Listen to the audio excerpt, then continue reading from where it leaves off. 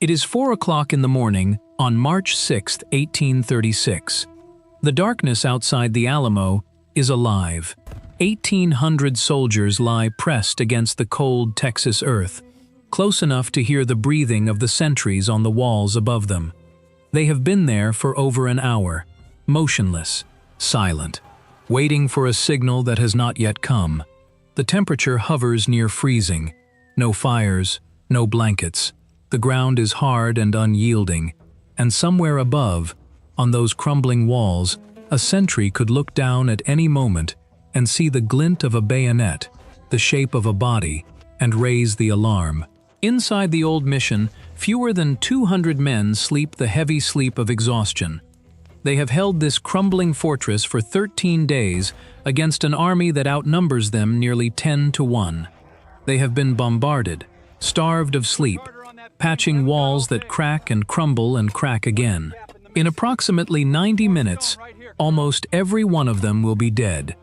What unfolded in the pre-dawn darkness of March 6th was not a battle in any conventional sense.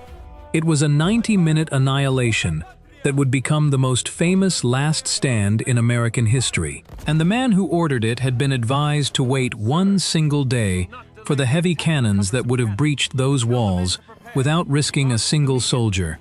He refused. He did not want a bloodless victory. He wanted blood. By the end of this, you will understand what happened inside those walls, minute by minute, room by room.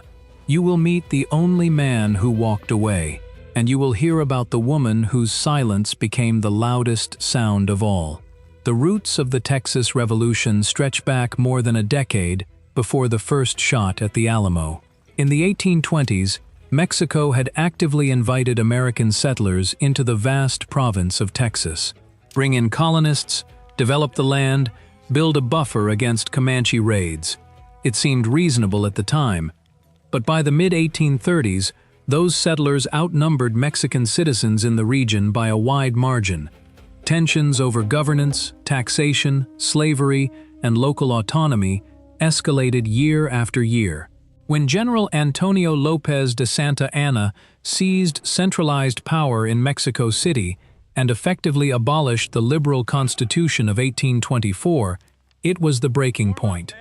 Texians, both Anglo settlers and many Tejanos who had thrived under the old constitutional framework, revolted. By late 1835, they had driven Mexican military forces out of San Antonio de Bechar in a stunning reversal that humiliated the Mexican government. Santa Anna took this personally. He called himself the Napoleon of the West. He was a man who had already seized and lost power multiple times, a president general whose ego demanded not just reconquest, but punishment. And so he did something that tells you everything about the kind of leader he was. He personally marched north in the dead of winter, with thousands of troops through freezing terrain and punishing conditions to crush the rebellion himself. A head of state leading an army across hundreds of miles of hostile ground in winter. That is not strategy. That is fury. The fortress he was marching toward was never designed for war. The Alamo was a former Franciscan mission, built for prayer and conversion, not for withstanding siege artillery. Its walls were limestone and adobe, thick in places, crumbling in others. A church compound pressed into military service by men who had no better option. The compound enclosed roughly 3 acres of ground, an enormous area for fewer than 200 men to defend. The iconic church, roofless at the time, stood at the southeast corner. The Long Barrack ran along the east wall. The north wall, the most vulnerable section, featured a partially repaired breach, reinforced with earth and timber that was far from solid. It was a ruin, dressed as a fortress, and 3 men inside it were about to become the most famous dead men in American history. William Barrett Travis was 26 years old. A lawyer and lieutenant colonel from Alabama who had ended up in command of the garrison almost by accident through a combination of rank, stubbornness, and the absence of anyone else willing to take the job. On February 24th, he wrote a letter addressed not to a general or a governor, but to the people of Texas and all Americans in the world. In that letter, he wrote the words that would outlive him by centuries: "I shall never surrender or retreat, victory or death." That is the voice of a man who already knew what was coming.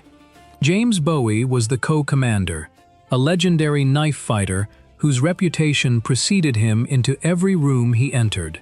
The Bowie knife was already famous across the frontier, but by the time the siege began, Bowie was gravely ill, possibly typhoid, possibly pneumonia, and largely confined to his cot. The most dangerous man in Texas, and he could not stand. Then there was Davy Crockett, former United States Congressman from Tennessee, famed frontiersman. A man who had arrived in Texas with a handful of Tennessee volunteers looking for a fresh start after losing his congressional seat. He was the most famous man in the garrison, and possibly the most reluctant soldier among them. He had come to Texas for land and a new beginning. He found the Alamo instead. Each of them carried a different version of the American dream through those gates. Travis carried ambition.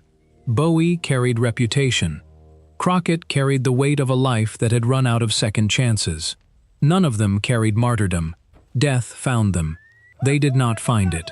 On February 23rd, Santa Anna's advance forces arrived in San Antonio.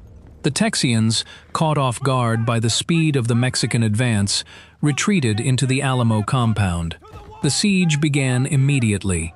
For 13 days, Mexican artillery bombarded the walls, while Travis sent increasingly desperate letters east, begging for reinforcements that were never going to arrive. And then something extraordinary happened. A small group of 32 volunteers from the town of Gonzales slipped through the Mexican lines and into the fort. They were the only reinforcements that ever came. 32 men walking into a death trap by choice because they believed it was the right thing to do. The siege ground on. Sleep deprivation, constant bombardment that shook dust from the ceilings and crumbled sections of wall that had been repaired and crumbled again, dwindling supplies, and above all, the growing, suffocating certainty that no one else was coming. By March 5th, Travis knew the truth. No army was riding to save them, and across the river, Santa Anna had made a decision of his own, one that would seal the fate of every man inside those walls. And it had nothing to do with military logic. Santa Anna had been advised to wait. His own officers counseled patience, and they had good reason. Heavier 12-pound siege guns were on their way from the south, expected to arrive on March 7th.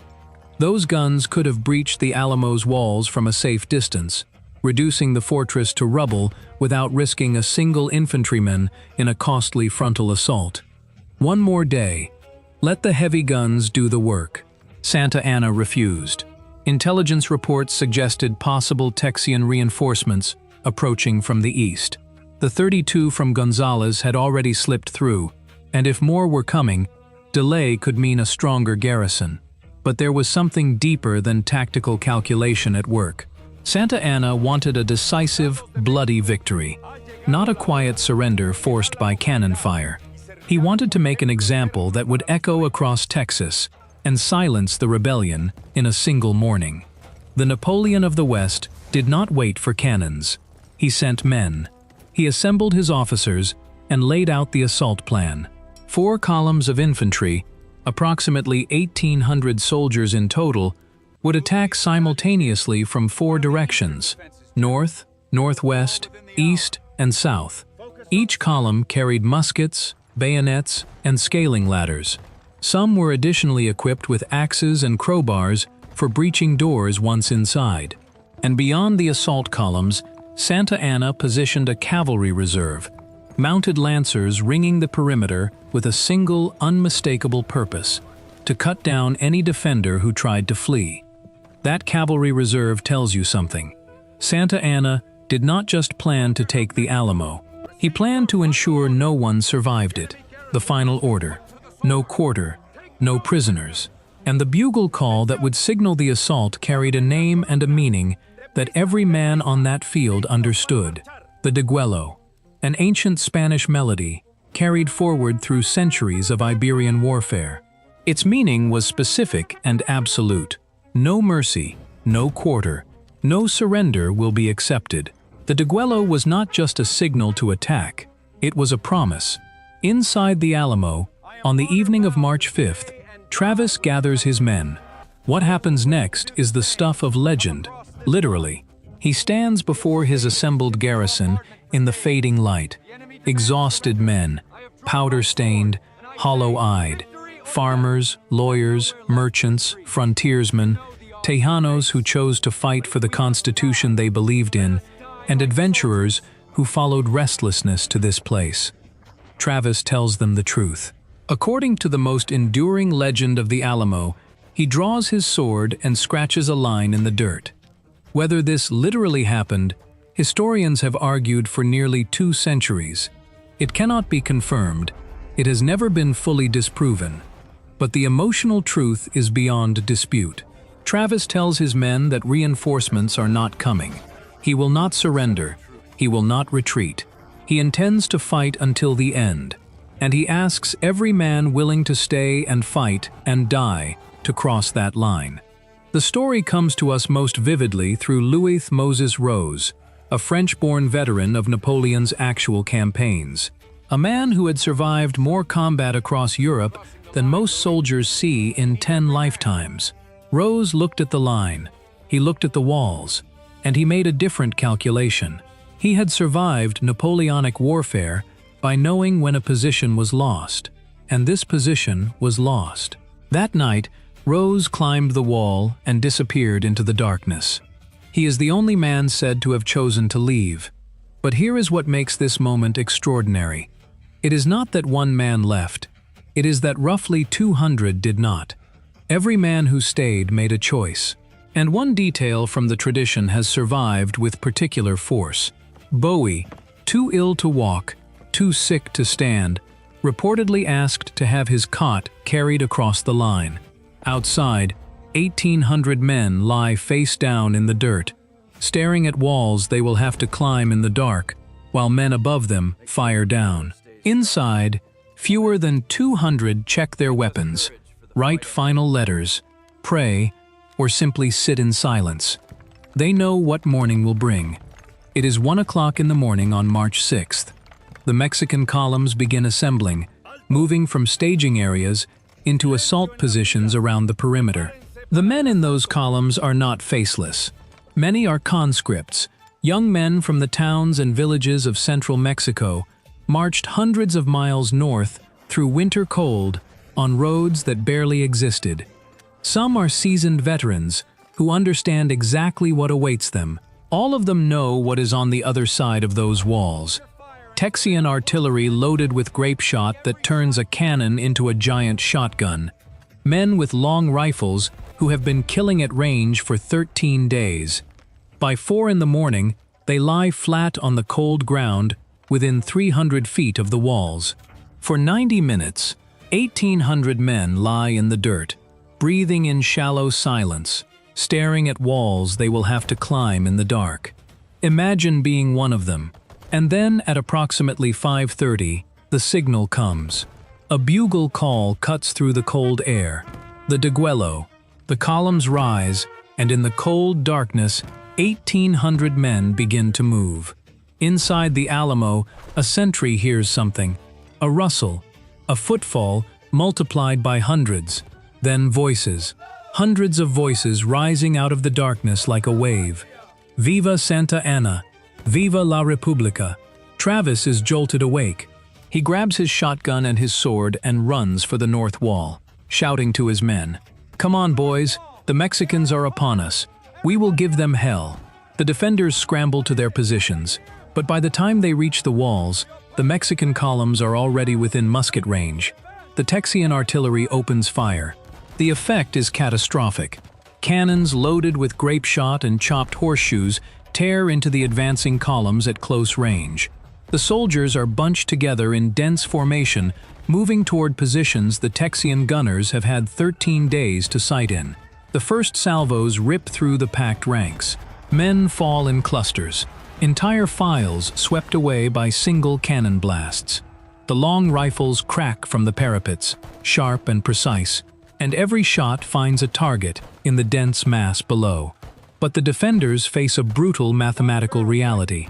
Each cannon takes precious seconds to swab, reload, and fire. Each rifleman can fire perhaps 3 aimed shots per minute. There are not enough guns on the walls to stop what is coming. The first assault wave staggers. Formation dissolves into chaos. Officers scream orders, drive hesitating men forward with the flats of their swords. Then the second push begins, and this time the sheer mass absorbs the casualties and keeps moving.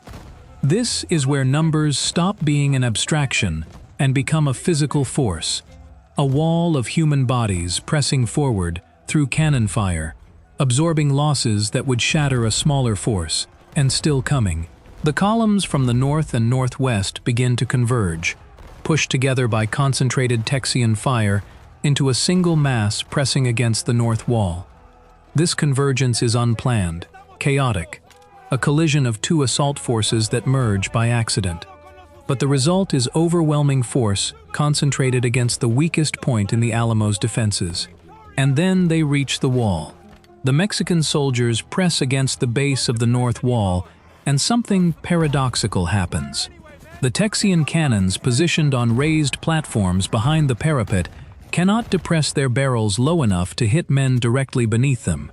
The deadliest weapons in the Alamo fall silent, not because they are destroyed, but because the enemy is too close. The guns that were devastating at 200 yards are suddenly useless at 20 feet. Scaling ladders slam against the limestone. Soldiers begin climbing. Others swing axes at gaps in the crumbling wall. A young conscript from central Mexico, ordered to climb a ladder into gunfire, watches the man above him take a bullet and fall backward, arms flailing. He presses himself flat against the ladder, waits 1 heartbeat, and keeps climbing. When he reaches the top, he is one of dozens who pour over the parapet in the same chaotic moment, bayonets leveled, screaming. On the south, another column reaches the main gate and smashes through with axes. On the east, soldiers find a gap and force their way in. Then comes the critical moment. Mexican soldiers who have breached the north wall seize the nearest Texian cannon, manhandle it around on its platform, and fire it into the compound.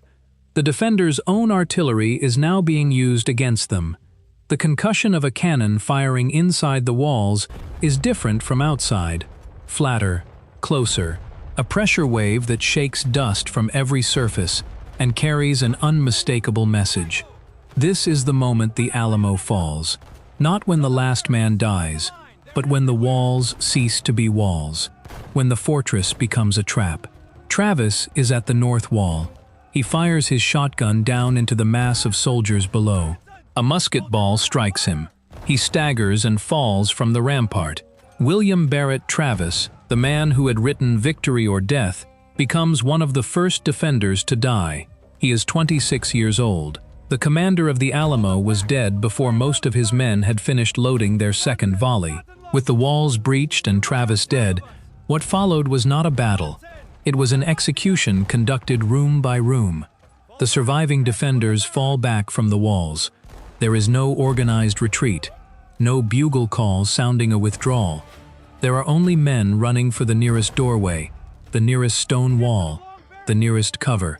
Some barricade themselves in the Long Barrack. Others fall back toward the Low Barrack on the south side. A few make for the church. The open plaza inside the compound becomes a killing ground. Defenders caught in the open as they run between buildings are cut down by musket fire or overtaken by bayonets. Inside the Long Barrack, defenders have barricaded doors with furniture, sandbags, anything that could slow a rushing body. Mexican soldiers batter down the first door and fight their way into a corridor so narrow that only 2 men can stand abreast. Muskets are useless at this range. The fighting becomes bayonets against Bowie knives, rifle butts against fists, men grappling in the dark. Each room is a separate battle, a separate siege in miniature, and each room ends the same way. The defenders, outnumbered and with nowhere to retreat, are overwhelmed. In the Long Barrack, men die in spaces no larger than a modern bedroom. The walls are stone. Blood on limestone floors makes every step uncertain. The acrid burn of powder smoke in these enclosed spaces grows so thick that men can barely see whether the person in front of them is killing them or dying beside them. In one of the rooms of the low barrack, James Bowie lies on his cot. He has been too ill to stand for days, burning with fever, his body wrecked by disease, even as his mind remains sharp enough to know exactly what the sounds outside his door mean. The details of his death are disputed across nearly every account. Some say he fired pistols from his bed and slashed with his famous knife until he was buried under the weight of soldiers pouring through the door. Others suggest he was too weak to fight and was bayoneted where he lay. What is not disputed is the end itself.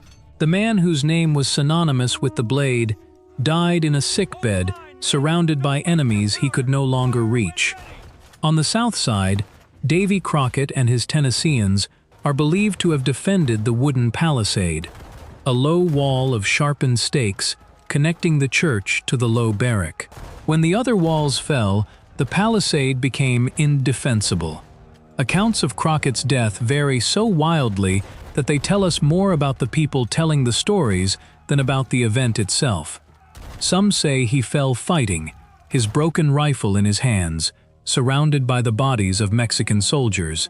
Others claim he was among a small group captured alive and brought before Santa Anna, who ordered their immediate execution. The debate has raged for nearly 2 centuries. Every version of Crockett's death serves someone's narrative. The only fact that survives all versions is that he did not survive the morning. By 6:15, the fighting has been compressed into one final space. The old church at the southeast corner, its roof open to the gray sky. A handful of defenders have retreated here, barricading the entrance with sandbags and earth. Among them is Almaron Dickinson, the artillery officer whose wife Susanna and 15-month-old daughter Angelina are sheltering in the sacristy just beyond the inner wall. The Mexican soldiers advance on the church from multiple directions. The defenders fire from behind their barricades.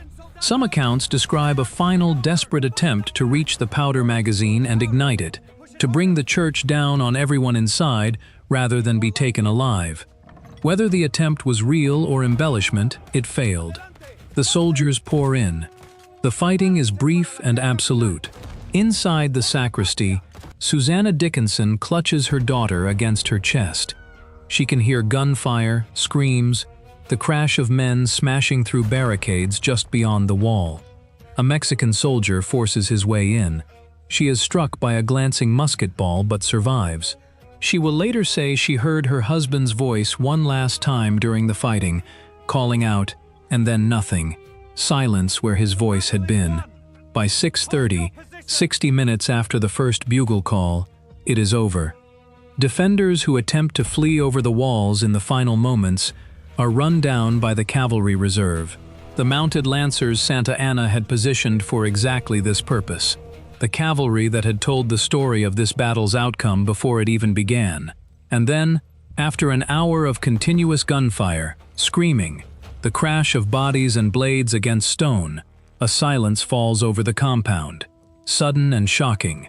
Smoke rises from the shattered walls in the gray dawn light. Mexican soldiers move through the compound room by room, checking every body. Wounded defenders are dispatched where they lie. By 7 o'clock, the killing is complete. 90 minutes. Santa Anna enters the compound to survey the scene. The ground is covered with the dead from both armies. The walls are shattered. Smoke hangs in the still morning air. He had his victory. It had cost him far more than he expected, and far more than he would ever admit. But the Alamo's story did not end when the shooting stopped. In many ways, it was just beginning. 90 minutes. That was all it took. And when it was over, the ground inside the Alamo held more dead men per square foot than almost any battlefield on the continent. The Texan defenders, nearly all killed, numbered somewhere between 182 and 257, depending on the source. The uncertainty tells a story. The destruction was so total that precise counting became impossible.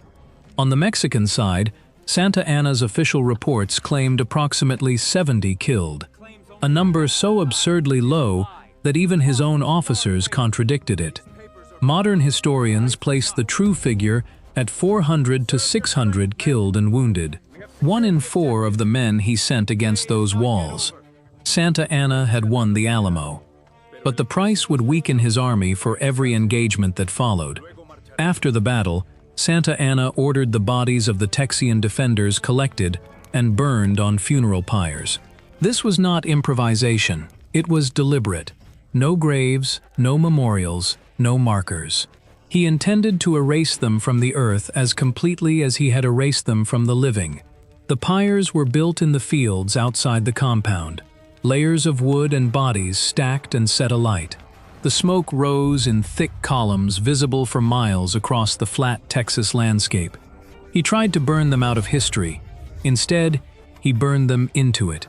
Among the approximately 15 to 20 non-combatants who survived the assault was Susanna Dickinson. Wounded but alive, she was brought before Santa Anna himself. And here the general made what may have been the single greatest miscalculation of his military career. He gave her a blanket, $2, and an escort, and he sent her east to deliver a message. The Alamo has fallen. Everyone inside is dead. Resistance is futile. He thought she would carry fear. She carried fury instead. Also among the survivors was Joe, an enslaved man owned by Travis, who had been at his master's side when the assault began. Joe survived and became one of the first eyewitnesses to give a detailed account of the Alamo's final hours. A man who had no choice in being there, whose voice became essential to the historical record of what happened that morning.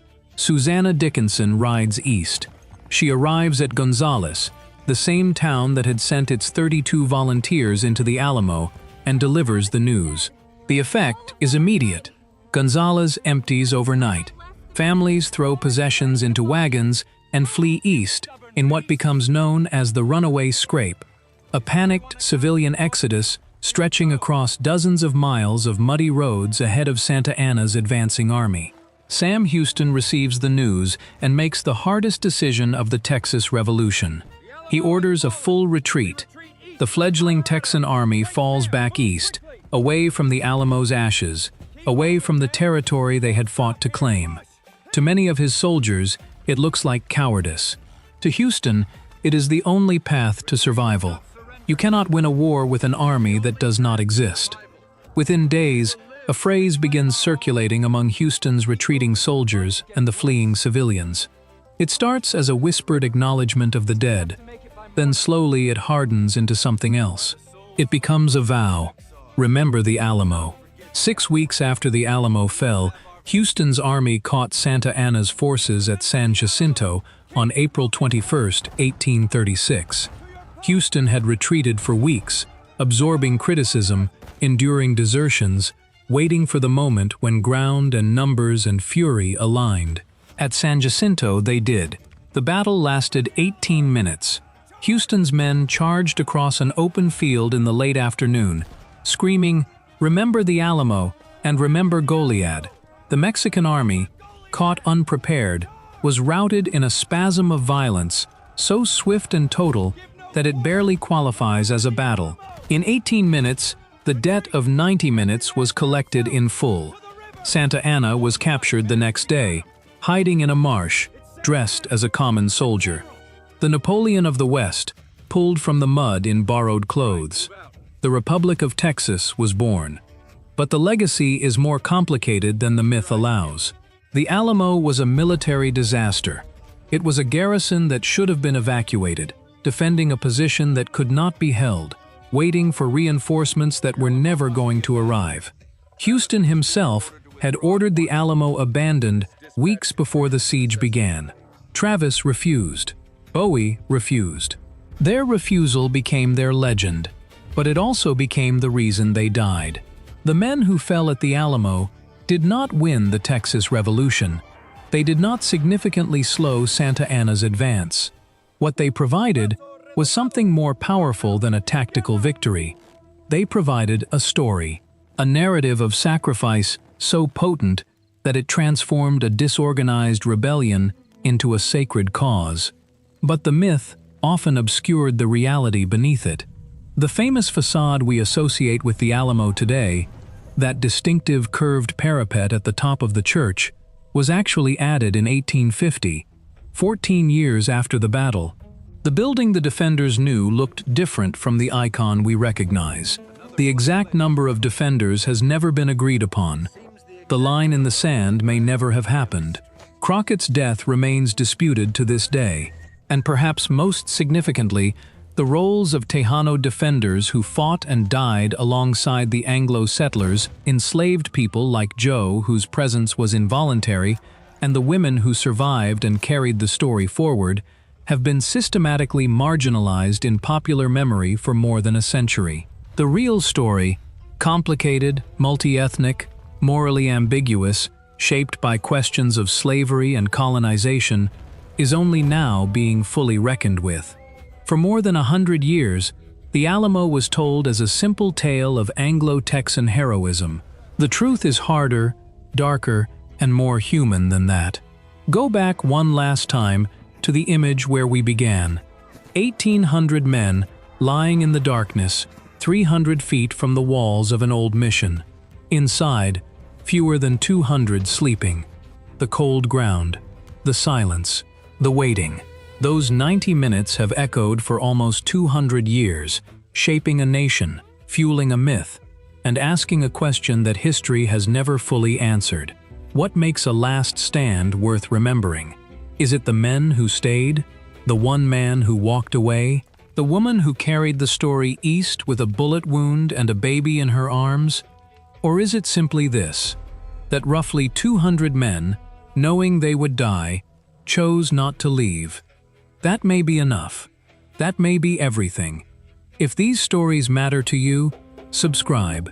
There are always darker corners still to come.